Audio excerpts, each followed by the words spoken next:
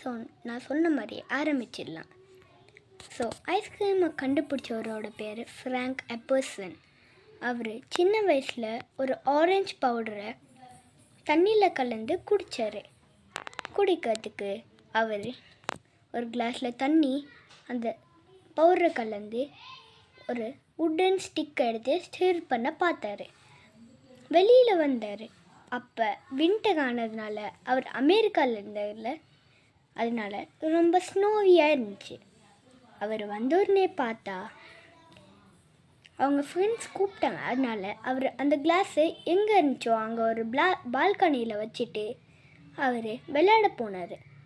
அந்த நைட் ஃபுல்லாக அப்படியே விட்டார். காலையில் அவர் வந்து பார்த்தா அங்கே அது ஃபுல்லாக ஒரு ஐசி ட்ரீட்டாக ஆயிடுச்சு. அவர் அதை எடுக்க ஒரு ஹாட் வாட்டரில் அதை முக்கி அந்த ஐஸை எடுத்தார். அதை எடுத்து பார்த்தப்ப தான் தெரிஞ்சிச்சு. அதை ஒரு பைட் எடுத்து பார்த்த உடனே அவருக்கு ரொம்ப சந்தோஷமாக இருந்துச்சு. ஏன்னா அது ரொம்ப ஸ்வீட்டாக ஒரு க்ரன்ச்சியாக ஒரு நல்ல ஒரு ஐசி டிலைட்டாக இருந்துச்சு. அதனாலேயே அதுக்கு அவர் எப்சிக்கல்ஸ்னு வச்சார். அவரோட லாஸ்ட் நேமை அப்படியே அவர் வச்சிட்டாரு. இது அவருக்கே அவங்க வச்சுக்கிட்டாங்க அவங்க ஃப்ரெண்ட்ஸ்க்கு யூஸ் பண்ணுறதுக்கு. ஆனால் அது அவங்களோட குழந்தைங்களுக்கும் தந்தார். அவங்க குழந்தைங்க ஆனால் அதை எப்சிக்கல்ஸ்னு சொல்லாமல் பாப்சிக்கல்ஸ்னு சொல்ல ஆரம்பித்தாங்க. அப்படியே அந்த பேர் அப்படியே ஃபிக்ஸ் ஆகிடுச்சு.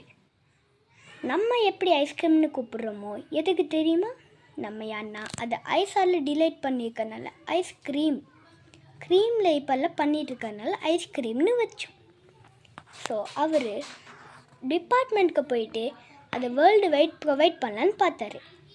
அதுக்கு ஒரு பத்திரிக்கையில் அவரை ஒரு சைன் பண்ண சொன்னாங்க. பண்ணார்.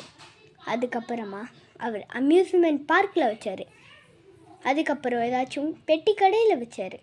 எல்லா கடையிலையும் அது அப்போ போணுச்சு. அப்போ இதோட அந்த கதை முடியுது. அதனால தான் நம்மளுக்கு ஐஸ்கிரீம்னு இப்போ ஒன்று கிடைக்குது. ஆனால் இன்னொன்று, இது பழங்காலத்தில்